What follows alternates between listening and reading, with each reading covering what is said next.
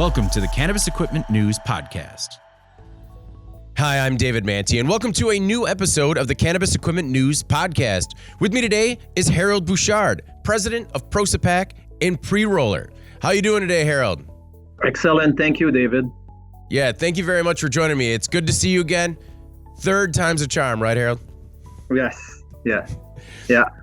All right. Well, before we get started, please make sure to like, share, and subscribe to the podcast. You can also help us out a lot by leaving the podcast a positive review on whatever platform you use. If you want to email the podcast, you can reach me at david@cannabisequipmentnews.com with email the podcast in the subject line. You can also subscribe to our daily newsletter. Make sure you get it delivered to your inbox first. Harold, what's new with the PreRoll-ER? Yeah, a lot of things happened since we last talked, David. So we've been growing to a much larger company. We've been growing to Europe now. So we have machines now in Europe, and we've been growing also our product line. So it's still called PreRoll-ER, but what we've done is we've also have multiple solutions for the cannabis industry for the packaging automation. And so we've developed a robot solution that's kind of a universal for cartridge and pre-rolls that allows customers to automate their process to put pre-rolls into little boxes, into jars, into tubes, label. And in Canada, we do a lot of excise stamp application, which is very tedious and expensive. So we kind of expanded toward that, but our flagship machine is still the PreRoll-ER, which is the automated pre-roll machine. But we've been expanding quite a bit the last time from the last time we talked. Any hiccups with moving into the European market? Yeah, it was a long. I mean, I was actually just going to shows in Germany, in Berlin, and I was just looking at the market because the market is not really ready, to be honest with you, for automation. It's not legalized yet, and it takes longer than expected. But surprisingly, we sold machines in France, where France, they're using CBD. They do smoke quite a bit, and they use CBD joint. And we've been successful in a couple of installations there. And so we're actually expanding into this territory right now. And we're also going to multiple other countries, but it takes longer time. And there's some regulation for CE, for example. We had to go through a whole process for our machine to be approved. And we're looking for partners also for installation and startup and support over there. And we're actually, my VP sales is traveling to Europe next week, spend 2-3 weeks there and establish our structure, if you want, in Europe to be expanding there. Yeah. I had no idea that CBD pre-rolls were such a market in France. Me too. And to be honest with you, we just met the guy in the show in Berlin.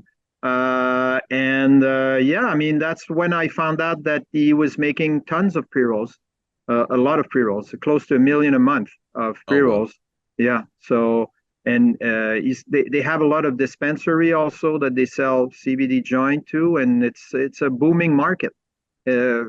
So yeah, no, me too. I mean, I didn't know before I talked with this guy, and then we look at the market, and it's a good market for us. Yeah.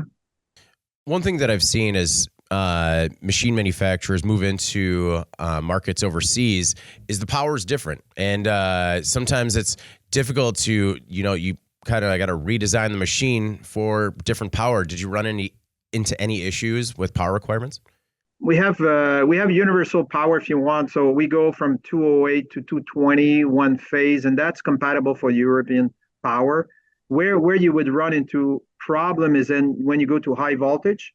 So in Europe, they're going to use 600 volts instead of 480 that you see in the States for the 3-phase. But our machine takes not much power, to be honest. So that's not an issue. It's not an issue. It's more the security aspect of the machine. And all machines has to be CE approved, which is the equivalent of the UL if you want in the States, or CSA in Canada. So that requires a little bit of adjustment on our machine. And the process it took us quite a bit of time to get it done, but now it's there. So we're fine with it. Yeah.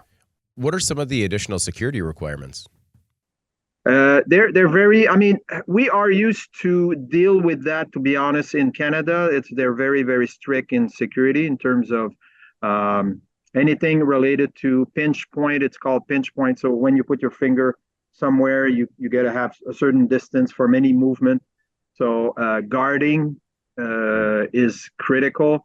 But since we already had those rules, if you want, in place with our machinery anyway, that wasn't an issue at all. So we already had those in place because you have to understand that we're also coming from the ProSepac has been selling equipment in pharma and cosmetic and food industry where security is extremely important too. And so we transported, if you want, that technology into pre-rollers, so into the cannabis industry. So our machine were already compatible, if you want, with the European security regulation. You raise a really interesting point because in other industries, machine guarding and lockout tagout are critical issues that seem to pop up all the time. How is the cannabis industry and the equipment in the industry kind of stack up when it comes to the safety aspects, particularly machine guarding and lockout tagout?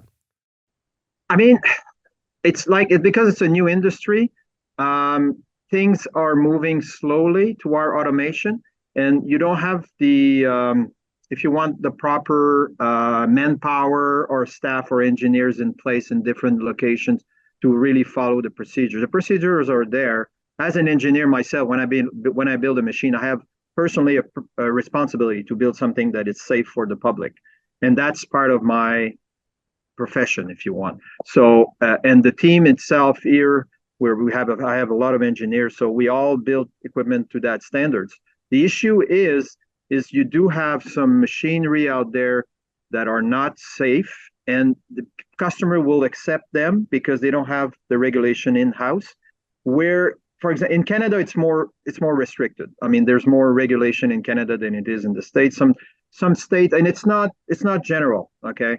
In the States, you will have facilities that are as equal or even better than the one in Canada. And you have, I mean, it differs from state to states and from customer to customer. So, but at the end of the day, it's really down to the customer. My responsibility is to supply an equipment that it's safe.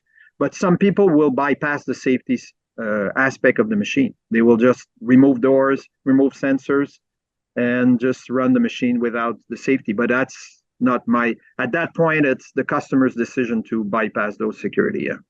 Right. You were recently on a panel at a show on AI and automation in the cannabis industry. And before we even dive into AI and automation and how it can play a role in cannabis, one thing that I've been struck by is that there are a number of individuals in this industry that don't even know the differentiation between AI and automation. So how can we move forward with making these machines smarter when we don't even really understand some of the core terms? Yeah, I mean, there's so many levels of automation, let's call it. But AI, I mean, if you go by steps, so automation is really you take a task that it's done by a human and automate that task. And usually what you want to do is repetitive task. That's what you want to first automate. Those are the simplest thing. Like and this, like a pre-roller. So, and then at the next level, okay, which has been there for 7,500 years. Okay, Ford Model T was doing automation at that time. So this is not recent. It's something that's been there for forever, if you want.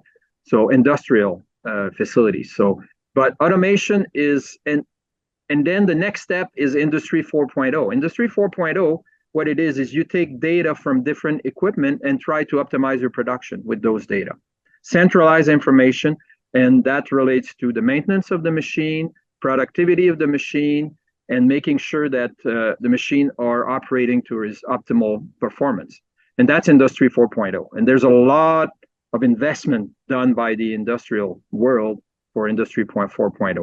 We are basically doing Industry 4.0 with our technology. So we can link all the machine together, reporting, optimizing. We're there. The AI, that's a different step. This is basically trying to use the machine to think okay, and make decision based on productivity and production data.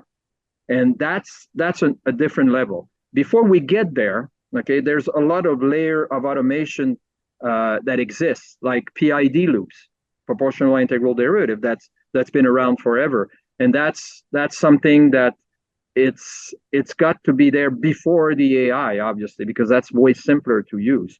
AI requires the knowledge, it's like an expert system, if you want. An expert system is a data log of information and knowledge that is in the computer to make a decision for you based on production data. We are obviously going there eventually, but I think there's steps before getting there for us anyway as a company to use AI. There's going to be some small application on AI that will relate to productivity, making decision for the operator for certain tasks that can be done. But there's a lot of other things that I think needs to be covered and existing and known and efficient before all moving to AI. But there's some application, because I was on the panel with the guy at Curtin, Jay, and he's using it for vision system to decide, let's say, on the buds, and that has application. So there is application out there for AI. Us, we're more like mechanical type packaging equipment, and so AI will come, but not tomorrow, if you want. We're down 3 to 5 years down the road. Is he using AI to size buds before they're packaged or while they're still on the plant? I think they're doing, after my understanding of their system, it's they cut the buds and then they can view the buds and sort them based on their characteristic. But there's a lot of characteristic.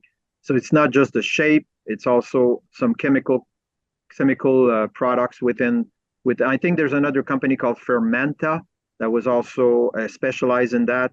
So, but I'm not an expert in that. But yes, these technology, would apply to the cannabis industry big time, which is what the food industry is using it big time, big time. Because vision system is one thing, is a visual aspect, but what you do is you connect the visual aspect with a database of knowledge, and based on that, then you make very wise decision on what you do with specific products, and that's where AI, I see AI be used in the cannabis industry big time. Yeah, I definitely see an immediate need in quality control. And how it could be used there. But to your point, we're still like 3 to 5 years away from having the automation systems in place to even add the AI on top. Exactly, because I've been to different locations, and that's what I do and I enjoy doing. I visit facilities, and sometimes they have our machine there, sometimes they don't. And often it's just the basic automation that's not even there. That will increase productivity. People are complaining that they're not making any profit, they don't make any money, but the bottom line is that they have way too much repetitive tasks that are done by humans that could be automated, and with a payback that it's very quick. And we have very ready to go solutions for that, and that's the first step. And then once we cover that, yes, we can go a step further, but the payback sometime on those solutions, instead of 4, 5, 6 months, it will be 2 years, 3 years, because then you go where the other industries are going. Because other industries, they all have that automation. They all have what's been there for a while, and then they want to increase productivity, and then that's where they go to the next level, Industry 4.0, the AI technology, and that's where you get the extra 10-20% efficiency in your productivity. But I think there's so much to cover right now just by applying simple automation that is so huge that before we get to the AI will take. But again, I don't want to, in what I do, I mean, packaging automation, but like I said before, I think AI still can be applied today on quality control. Mm-hmm. I think that's where I think I can see potential. But for packaging automation, right now, it's simple, well-known, efficient solution that we have ready to go. And we'll be able to show some of those solutions at MJBiz also there. And that's I think where the big value is. It's not just making pre-rolls; it's how automating your pre-rolls to put pre-rolls into tubes, put a label on it, and remove all kinds of repetitive tasks that it's unbelievable. There's like 25, 30 people in a room doing things that can be done with a machine. So that's where I think the growth of automation is. On the topic of MJ Biz, what are you going to be showcasing at the show? We actually have the what's called the PR200, which is our flagship machine that's been improving over months, years now. We've been selling it for close to 4 years now. So it's been that version for 5.1. We are also showing our bigger machine, the PR400 that we've been selling. That's double the speed, same kind of technology. It's a bigger machine. We'll have a robot also that shows, like I said, the automation of putting pre-rolls and cartridge into tubes, carton. And so we'll have a robot actually moving and showing that with random pre-rolls. So, and we have a vision system that detects and before putting in. So we have that, and we have our what's called the monoblock. It's called the pre-roller line, which is very popular to automate the closing of any cylindrical shape, like the pop-up tubes, the twist cap, the jars, all that automation that takes, again, a lot of manpower. We'll have that full machine, and we also have a box finisher with a centrifugal solution. So it's a starter kit, we call it, and that will cover a big chunk of customers' potentials for us. I think we haven't covered the smaller dispensary and people, because in the States, dispensary can make their own pre-rolls, and we just find out that they do have a lot of volumes.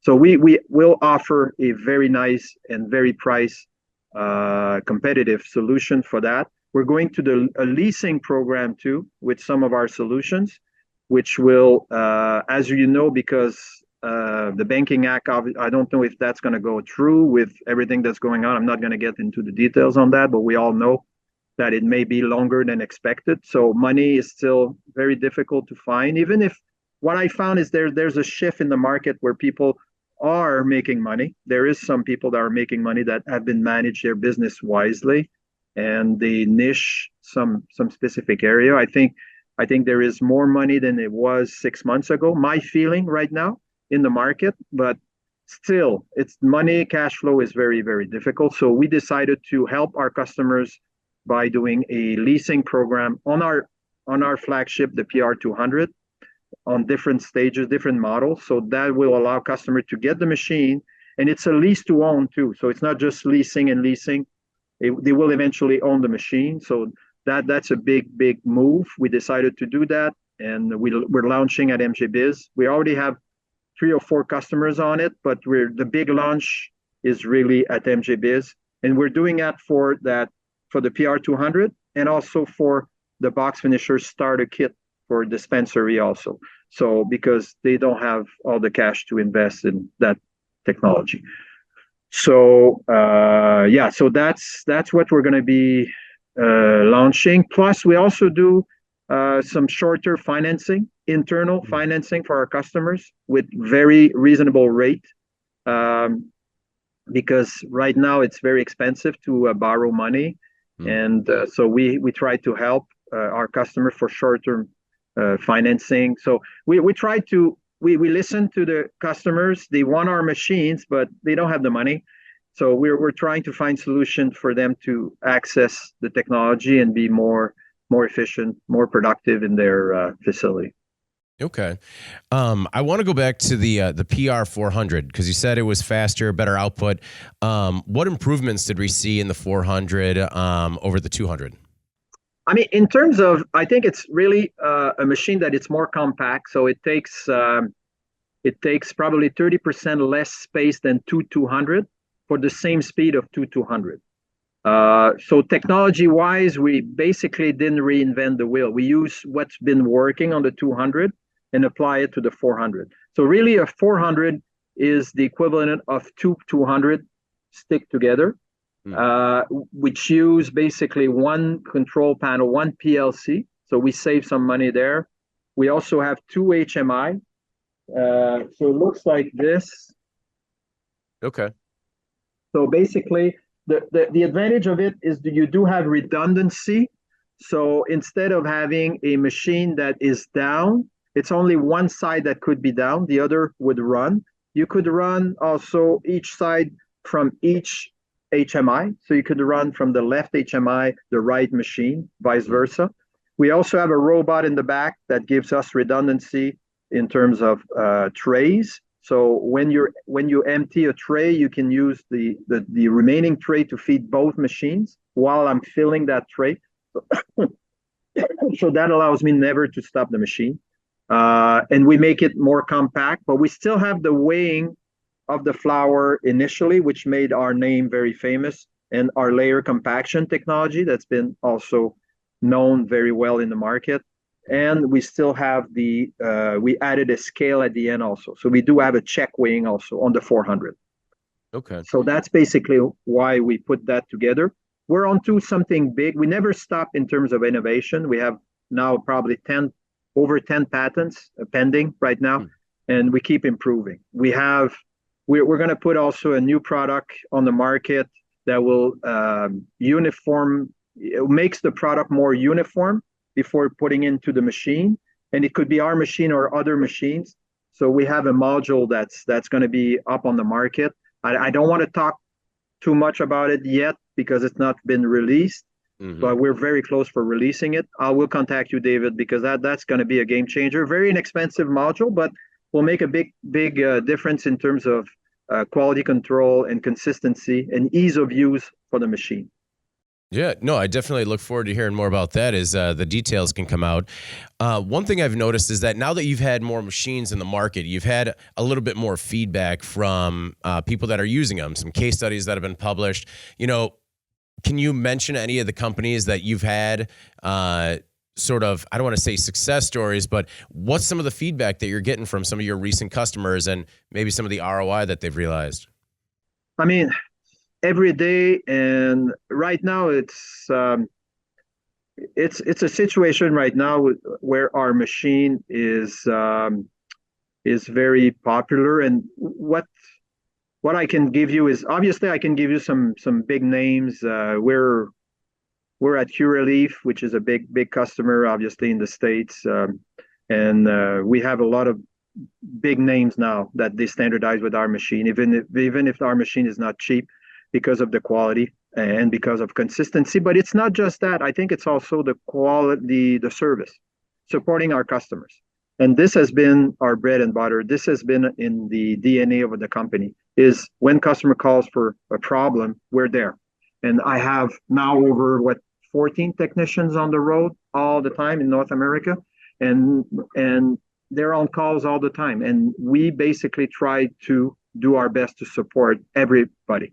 And the machine may not be the best. It may have some issues, but if you're there and support the customers and help them for their production, you have to understand that the customer buy a machine. He wants a machine to produce, and we have a lot of customers running 24/7.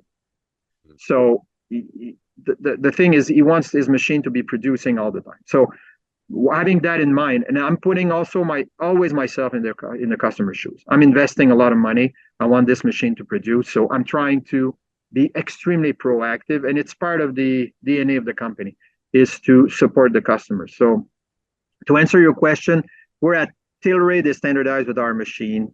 Big companies in Canada. We have over 225 of those big machines out there. So now we're in Europe. So we are, I think, one of the largest, if not the largest, in complete automated solutions.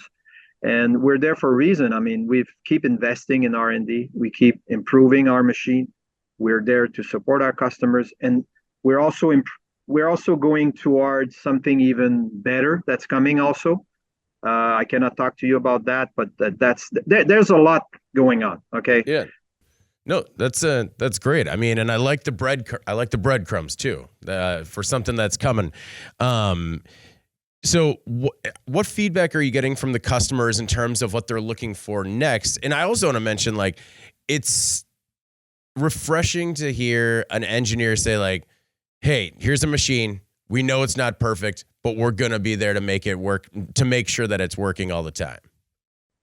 Yeah, I mean, I don't hide myself. I mean, initially, I started in this industry close to 4 years ago, and believe me, I've been through a lot of issue, a lot of problems, a lot of up and downs, but I never gave up. I never gave up, and I still talk with my customer number one, machine number two. I was at a conference, and you mentioned at Can Exec earlier, and I had probably 15 customers in there, and all high level. I wouldn't be able to stand in that room without supporting those guys.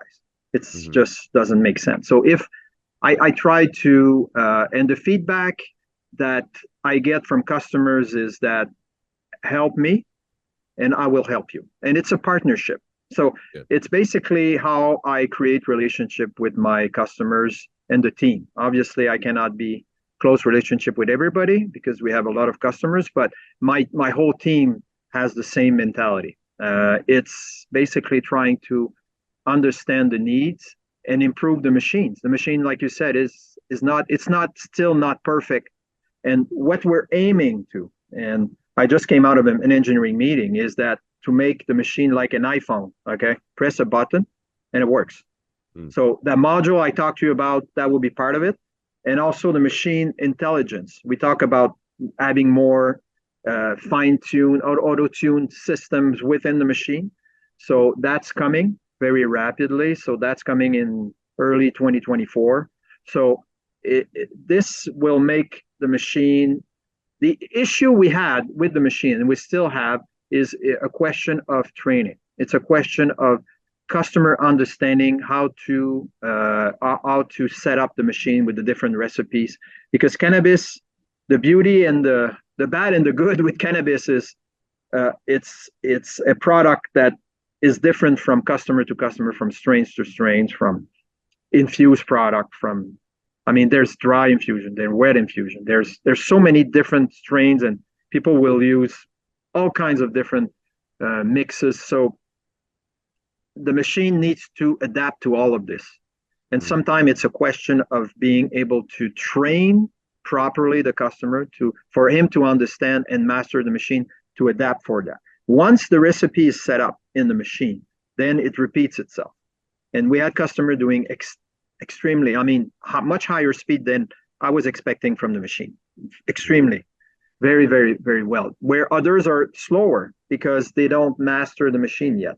What the next step for us is to make the machine more intelligent, to simplify the whole operation of the machine. So that's my ultimate goal, and we're very close to that. So yeah, speed is one thing, but I think people always relate to speed. But at the end of the day, what you want is the throughput over an 8-hour shift.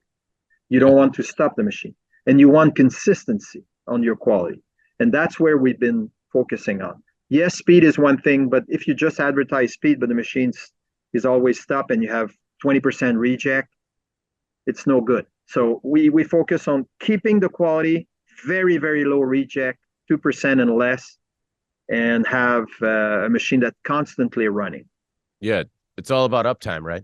It's all about uptime. You have, like you said, clients of all sizes across multiple countries. If you had to give a short version of how, your take on the economic climate in cannabis in both Canada and the U.S., what would that be? I think we're in a stage right now where there's going to be a lot of consolidation. Here, let's talk about Canada first. Canada is a place where there was obviously still some very big company that had unlimited money for a while, and now they realize that it's no longer there. They need to basically make money to continue, and possibly change their business plan to be more focused on something specific. So I had customers that used to grow, and now they don't grow anymore. They just focus on packaging. Large company, they just realized that that's where their niche is, and they've been pivoting into this, and they've been very, very successful. I think the secret right now is to spend. People have in mind that they spend their money wisely. That's critical. So you don't spend on equipment, for example, that's not been proven. Because they've been burned so often. So you have to pick the supplier that's been there, it's been proven. Look at the machine, go and see what's working. And that's what I've been hearing from my customers, is that they basically, every dollar is tough to earn. People that are successful is they manage their production very wisely, very tight. And there is people out there that are making money, like I said. But the banking is also a big issue still in Canada. It's very, very difficult for cannabis, even if it's legalized nationally. In Canada, it's very difficult for the LPs in Canada to get money still. So it's private lending a lot, very, very expensive money to get money. So that's still an issue. You will still see a lot of consolidation in the market. There was a lot of that in the last 12 months. We've had some customers that went bankrupt, machine were on the market, and they were relocated. I've seen that. And I think if I would give one advice to the customers, is try to pick one area that you're good at and just be the best at that area. Don't try to be everything for everybody. And that's the main secret. And that's the secret for any industries, basically. Yeah. So I think that's the situation in Canada. In the US, I think it's similar, but there's some mature market, as you know, California, Arizona, Washington State, Oregon. Those markets are very still struggling a lot. What we've been very successful for automation, there's more money, is the markets more on the East Coast, Michigan, Massachusetts, even Florida now it's growing, even if it's not recreational legalized. Ohio, that's going to come on board. I think it's going to be great. And people believe in automation a lot. Manpower is very expensive there too, so that brings automation. Money is still a huge challenge for most of the customers and very expensive. So again, the same advice applies, that make sure that when you pick a supplier, it's a partner and he's going to be there for you. And that's what we're trying to do. But the situation, I think it's going to grow. I mean, it's amazing.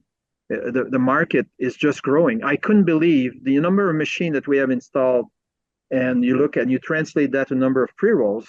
It's just, for me, it's blown my mind. I mean, that SKU, as in Canada now, is basically at the same level than the flower SKUs. It's over 30%, where it's not the case in the US, but it's also growing very rapidly. So for us, it's good news. But again, we have to be on top of everything in terms of improvement and support. Yeah.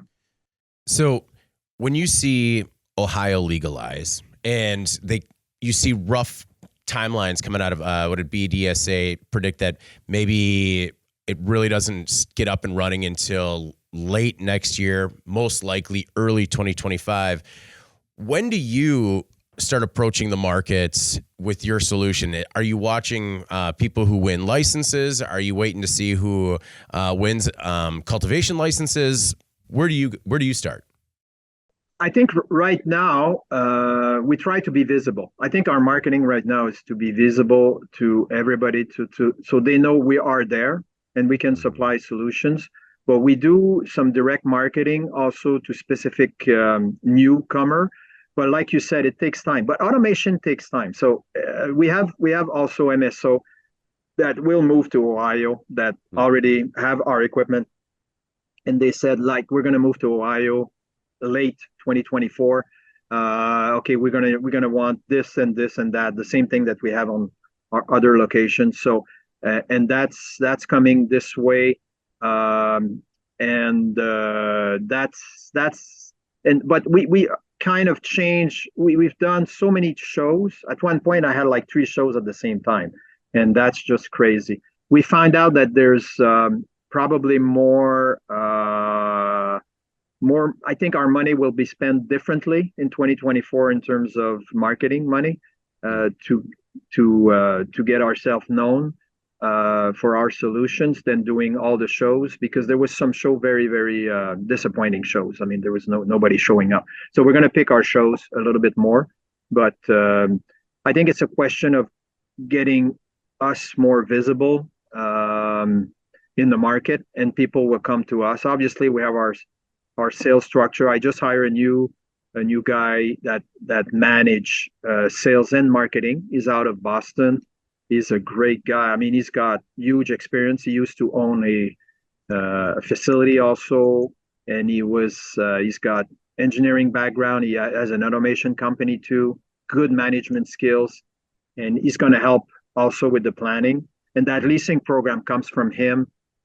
We do a lot in terms of also supplying good quality cones also, which is good recurrent revenue that help us support our customers and produce better quality of products. So I think right now it's a good timing for us to spend money more wisely, if you want, instead of just trying to be out there. More planning. We used to just go and say, okay, let's do it, without really have a good strategy. Now with this guy in place, he's been there for 4 months now, and he's really, really good.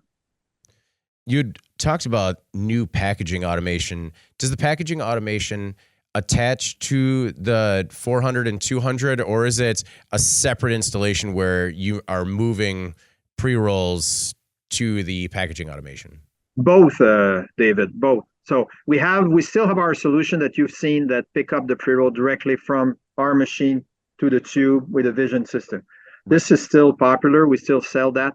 But what our customer have been asking is that can we take bulk pre-rolls, put it in a bucket, and just take that and multiple pre-rolls or one pre-rolls and put it into cartridge, into not cartridge, but carton, tubes, jars. And so we have that solution with vision system. We also have solutions that are semi-automatic, which have been also very popular. So you sort the different format, like tubes, for example, and put it in which we call it the feed screw, but it's basically a conveyor for unstable products, unstable tubes. And then you have people putting products into it, like pre-rolls or cartridge. And then that moves to a automated machine to do the rest of the task, which is verifying pre-rolls is in there, closing the cap, either a twist or a snap cap, putting a label on it, putting a code on the label. And in Canada, we can put the excise stamp also. So that's solving a lot of issues. And then go one step further, add the robot we talked about. So the robot could be attached to our existing pre-roller equipment or separate solution. So we have both, and we're going to show that at MJBiz. Okay. I wanted to touch on that leasing program one more time, or the lease-to-own program. You said that you have a couple of people already enrolled in it. How is it going, and what does the timeline look like from leasing to own something where you start leasing it, and how long is it until you own it? Yeah, that's a good question. And what we looked at different scenario. I know some of our competitors, I think they're using a lease, but you never really own the machine. And we thought that at one point the customer would want to own the machine. So the leasing is 3 years. So you basically, it's kind of a loan kind of things, but it also comes with service. So you lease the machine. We have a service program where we supply all the parts, all the service for the time of the lease. We also supply the cones for the customer at a very competitive price. And after 3 years, you look at the numbers and you own the machine for $1, basically. And so I think it's a great program for people that don't have the cash up front and they want to have the quality of a pre-roller machine. And so we made it very attractive for that. So, but what we had to do is to add technology to our machine. So we added a vision system, like a camera type system to supervise. We actually use Industry 4.0. That's where we develop a lot of technology for dashboards. So remotely in the cloud, we have all the data from the machine. And so we know the reject rate, we know the production, we know all the issue with the machine. So operator can actually enter if there is a slowdown on the machine, what happened, and that gets reported. So we know exactly what's going on. We can connect to the machine remotely. Machine has to be connected to Ethernet in order for us to do those actions. So a lot of thought and technology came by doing this. It's not just say, okay, put a machine. And one thing that's important is you need the machine that's very stable, because you don't want to put a machine that's not performing, obviously, because it's going to be a lot of issues. So that's why I was talking to you about having the machine simpler to operate. So we're going toward that very quickly, and that's what we do with the leasing program. Yeah. Okay. Do you foresee customers wanting to stay in the leasing program just because of, the supply of cones, the maintenance package, stuff like that? I mean, I could see that being more attractive to companies that are running lean or really just don't have the staff. Great question. Yes, absolutely. And that's basically, we have different maintenance program. And once you finish your 3 years, you own your machine, but it doesn't stop you from continuing the maintenance program. So we'll support the machine, we'll maintain the machine, we'll go there every 3 months, make sure machine is performing, we remotely access the machine. So those plans are actually available now for our existing customers and for the people that have been leasing, obviously, who will be available in the future. And you're right. I mean, people don't want to spend sometimes the money to hire highly qualified technicians. So we're there for them. We have multiple people now on the road to do that. Yeah. Because the industry is still very relatively new, is there a dearth or a lack of quality maintenance professionals in the cannabis industry? Yeah. The thing is, there's a break point. The thing is, when you go to other industries, there's so much equipment. I mean, at the level, let's say I take like roughly the same size company in the food industry, in the cannabis industry, okay? They have probably 10 times more automated equipment than in the cannabis industry. Mm-hmm. So it's always a question of volume. Can I hire like a electromechanics to support my automated equipment? You have to have certain volume of equipment. You have to have enough equipment to justify the salary of a guy. And that's not the fault of the operator. It's more the fault of the lack of automation. And it's still a lack of automation in the cannabis industry. And that's the issue. So they take a good operator and they train him and he becomes really good with our equipment. And then we had very often customer add machines and this guy becomes the champion, becomes the guy that maintain the equipment, optimize the equipment, and then they hire some guy. And we often get involved in the continuous improvement, and not continuous improvement, continuous training for the customer. And it's not easy. I mean, but that's across all industries to find professionals, quality professionals, engineers, and technicians is difficult. And that's everywhere. That's in the US and in Canada. So, and it's not just for the cannabis industry. It's for all industries. Right. Well, Harold, it's always a pleasure to talk to you. Before we get out of here, is there anything else that you want to make sure the Cannabis Equipment News audience knows about what's going on at PreRoll-ER, yourself, or anything going forward until the next time we talk? Look, I just want to say that we're out there for the good reasons, and we're extremely happy where we are now in terms of company. But I just want to say to my customers and potential customers that if you're looking for a reliable partner that cares about your business, just contact us. And obviously, if you can come to MJBiz, I'll be there. My whole team will be there. We have a very nice booth there. And let's have a little chat together and see if we can work together. Excellent. Well, you know what? I'm hoping to have a little chat with you while we're there as well, just to get caught up in person. I think that'd be great. Yeah, sounds good. It's always a pleasure, David. Great questions, and enjoy that interview. Excellent. Well, before we get out of here, please make sure to like, share, and subscribe to the podcast. You can also help us out a lot by leaving the podcast a positive review on whatever platform you use. If you want to email the podcast, you can reach me at david@cannabisequipmentnews.com with email the podcast in the subject line. You can also subscribe to our daily newsletter. Make sure you get it delivered to your inbox first. For Harold Bouchard, president of ProSapac and PreRoll-ER, I'm David Manti. This is the Cannabis Equipment News Podcast, and we'll see you next week. Thank you for listening to the Cannabis Equipment News Podcast.